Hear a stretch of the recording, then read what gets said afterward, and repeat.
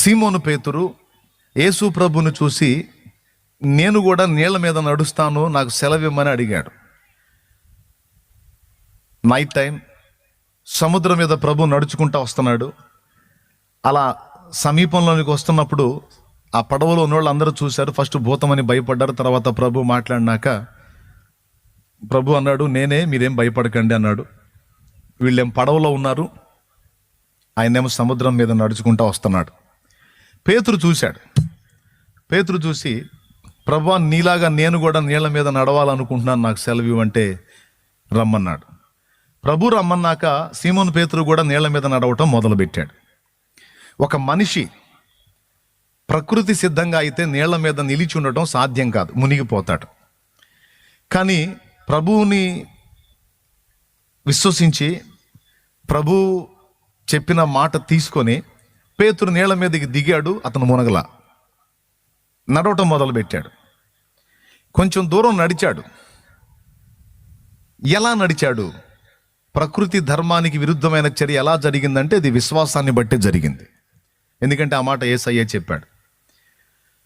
ప్రభు వైపు చూస్తా అడుగులేశాడు. చక కొంత దూరం వెళ్ళాడు. తర్వాత పక్కకు చూశాడు. పక్క గాలి అలను లేపింది. అతడు గాలిని చూచి భయపడినందున మునిగిపోసాగెను అనుంది. మునిగిపోవటం మొదలుపెట్టి, ప్రభువా నన్ను రక్షించు అని కేకలేస్తాడు. అప్పుడు ప్రభు వచ్చి అతను చేయబట్టుకొని లేపి నిలిపి ఓ మాట అంటాడు, అల్ప విశ్వాసి, ఎందుకు సందేహపడితివి అని. అతడికి సందేహం వస్తే నీకెందుకు, అతనికి విశ్వాసం ఉంటే నీకెందుకు, లేకపోతే నీకెందుకు, నువ్వు శక్తిగల్లోడివిగాయా, నువ్వు నీళ్ల మీద నడిపించు అని మనం అందామా? కుదరదు. అక్కడ దేవుడు స్పష్టంగా చూపిస్తున్నాడు. సందేహము లేకుండా స్థిర విశ్వాసాన్ని కలిగి ఉన్నప్పుడేమో అతడు నీళ్ల మీద నడిచాడు.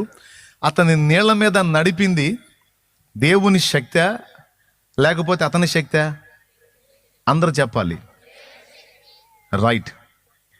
మళ్ళీ ఇంకొక ప్రశ్న, అతని నీళ్ల మీద నిలిపి నడిపింది దేవుని శక్తే అతని విశ్వాసమా? పెద్దగా చెప్పాలి. అతని విశ్వాసమా? అతని విశ్వాసం ఒకవేళ నా మీద పెట్టాడు అనుకో, లేకపోతే నీ మీద పెట్టాడు అనుకో, ఏదైనా విశ్వాసమేగా. నీ మీదో నా మీదో పెట్టి నీళ్ల మీదకి దిగితే ఉంటాడా? ఉండడుగా. సరిగా చెప్పాలి. మళ్ళీ ఆలోచించుకొని చెప్పండి. అతన్ని నీళ్ల మీద నడిపింది అతని విశ్వాసమా, దేవుని శక్తే? శబాష్, ఎవరు అన్నారు? Right answer. అది దేవుని శక్తి మరియు అతని విశ్వాసం రెండు.